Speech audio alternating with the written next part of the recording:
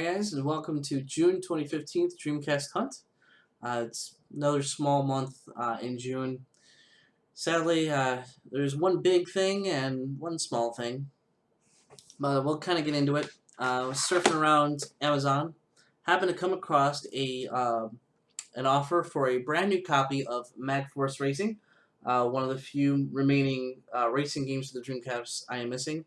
Unfortunately, this one was going to need a case replacement because when I took it out of the package, I don't know if you could tell, it's just all cracked.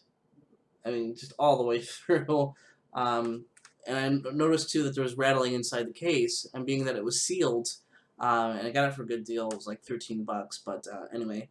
I opened it up and to check on the disc because I was afraid that maybe the disc was cracked or broken. Thankfully, the disc is in really great shape. No scratches on it.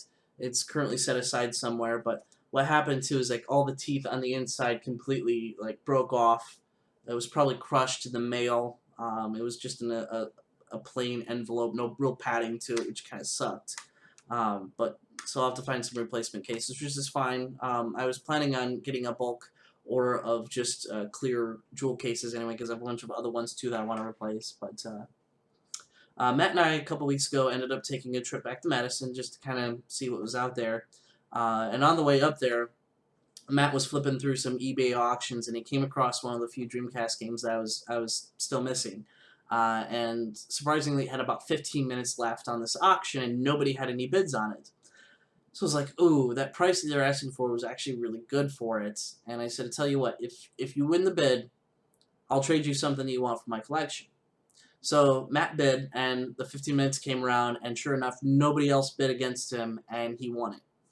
So I'm not sure if that's a good thing or a bad thing, but it was pretty amazing. So in exchange, a couple months ago, a coworker came to me with a box full of Sega Genesis games, and one of the games happened to be Castlevania Bloodlines. He wanted absolutely nothing for this, so I took the box wholeheartedly. Was excited to find Castlevania in there. Unfortunately, Castlevania really isn't one of my games. Yeah, it's great to show off in the collection, but playing it was not my cup of tea. Was never really big into Castlevania, but Matt really was. So I said, I'll tell you what, since you won the bid, I will trade you Castlevania Bloodlines for Gunbird. Well, I said it, it's for Gunbird 2. So I thought it was a fair trade. It was complete, I mean, really great condition. The Castlevania Bloodlines was in really good condition. So I felt it was a fair trade. Some may whine and groan about that yeah, maybe Castlevania might be worth a little bit more than that for Gunbird 2, but I thought it was a fair trade. For me, anyway. And for Matt. I mean, Matt totally won out on that, but I'd rather him have it and he enjoyed the game more than I did, so. Anyway, while we're in Madison, we hit our usual places up there, and we came across some things that I hardly ever see in the wild anymore. I mean, these are really hard to come by. I pick them up every once in a while when I do see them. There's only about 12 games in the collection, and that is a complete version of Capcom vs. SNK Match the Millennium. And I know this isn't a Dreamcast game, but it is Dreamcast related. For some of you who may not know, SNK and Dreamcast kind of had a thing going on because during that time they were working out details about the Atomic Wave arcade system, and there's some other things kind of in the works in the background. And you can actually link up this game to the Capcom vs. SNK game for the Dreamcast and unlock some extra bonus content and such. But I don't have the link cable, unfortunately, so that's kind of the next thing I'm going to try to look for, but I know that's kind of expensive to get a hold of. But that was really cool. Aside from that game, it kind of hurts because I had to make a choice and flip a coin on it. But the other game they also had complete in box was Samurai Showdown 2, which I have the cartridge for, but I don't have it complete in the box. And complete, it can go up to about 130 to 150 bucks for that game alone, which is insane for a Neo Geo Pocket Color game. And I guess it's one of the more expensive ones for the system. But I had the cartridge, and I was like, I'd rather get a game that I don't have and play it than get a game I already have and miss out on getting this other one. So, it was a flip of the coin. They were really good prices too. They were only asking between 35 and 40 for each game. There was also Bubble Bobble 2 remaining. But when we were talking to the sales guy there, He had said that a collector usually comes in every once in a while. He brought in a Neo Geo Pocket lot.